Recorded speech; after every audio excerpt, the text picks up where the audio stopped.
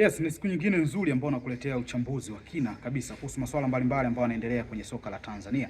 Jana kuna michezo mingi ambayo imechezwa, lakini mjadala mkubwa umekuwa katika mchezo ambao walikutana Simba Sports Club walipomkaribisha klabu ya Dodoma Jiji, mchezo ambao ulimalizika kwa bao 1-0, bao lililofungwa na Eli Mpanzu Kibisawala ambao wakimalizia penalti ambayo alikosa na Clatous Chota Chama. Na hapo ndio utata wenyewe ambapo umeanzia. Kwangu mimi kwa mujibu wa sheria lile alikupaswa kuwa bao, lipaswa mpira wa kutengwa upigwe kuelekea kwenye lango la Simba. Kwa maana gani? Ukiangalia vizuri, wakati Chama anaenda kupiga mpira, Eli Mpanzu alishaingia kwenye penalty box la mpinzani, kitu ambacho huwa hakitakiwi.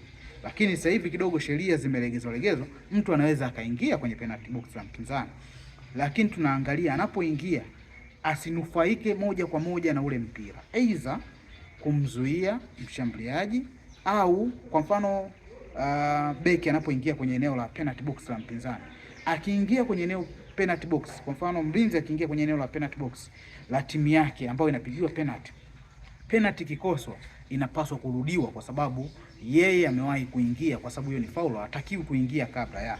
Kwa hiyo kama Chama angekuwa mchezaji wa kwanza kuingia, mchezaji wa Dodoma Jiji, Chama kapiga penalty, kipa kacheza, penalty ilipaswa irudiwe.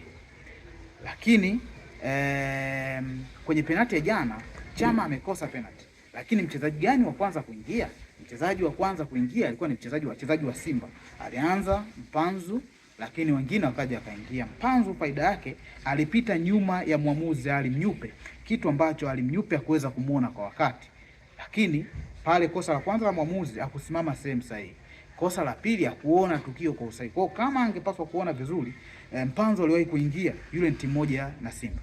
Kama penalty ingekuwa bao, penalty ilipaswa kurudiwa. Hata kama Chama angefunga moja kwa moja, penalty ilipaswa kurudia. Lakini Chama alikosa, na Eli Mpanzu ndiye ambaye amenufaika na ule mpira, aliingia kabla mpinzani, penalty ilipaswa mwamuzi pale asimamishe mchezo kwa Eli Mpanzu kuingilia, mchezo upigwe faulu kuelekea kwenye lango la Simba. Kwa hiyo huo ndio utata ambao watu wengi wamekuwa wakijadili na maoni yakiwa tofauti. Kwa kisheria lile alipaswa kuwa bao kwa upande wa Simba, kwa sababu Eli Mpanzu alinufaika na kuingia kwenye penalty box la mpinzani wakati wao wanaenda kupiga mpira na kipa amecheza. Na hata kama ingekuwa beki ameenda kuokoa ule mpira, bounce, kipa kacheza, beki ameenda kuokoa, Eli Mpanzu akamzinga ule beki, bado angeonekana kwamba amecheza faulu. Tofauti na ingekuwa mchezaji wa Dodoma Jiji ameanza kuingia. Kama mchezaji wa Dodoma Jiji angeanza kuingia kabla Chama hajapiga penalty na Chama kipa kacheza ndani mgole, ilipaswa ile penalty irejewe. Kwa hiyo hiko ndo ufafanuzi ambao jinsi ambavyo ile ilikuwa. Kwa hiyo haikupaswa kuwa penalty, lakini ndio hivyo, makosa ya waamuzi yanasababishwa na vitu vingi. Kuona lakini positioning ya mwamuzi haikuwa sahihi sana, kwa sababu mwamuzi anapaswa akae kwenye engo ambao anaona wachezaji wote wa timu pinzani, kwa sababu kuangalia nani wa kwanza kuingia. Goal line inakaa na mwamuzi msaidizi. Yeye ndio maana anasogea karibu na goal ili kuangalia, anasogea kwenye penalty box kwenye 18 pale ili aangalie mpira umevuka au haujavuka. Kwa hiyo mgawanyiko wa majukumu kidogo umekuwa changamoto. Hilo tu ndio nitaka nikujuze. Mimi naitwa Pidek_, usiache kufollow kwa ajili ya kupata taarifa nyingi, kupata uchambuzi wa masuala mengi ambayo yanasumbua kwenye mpira.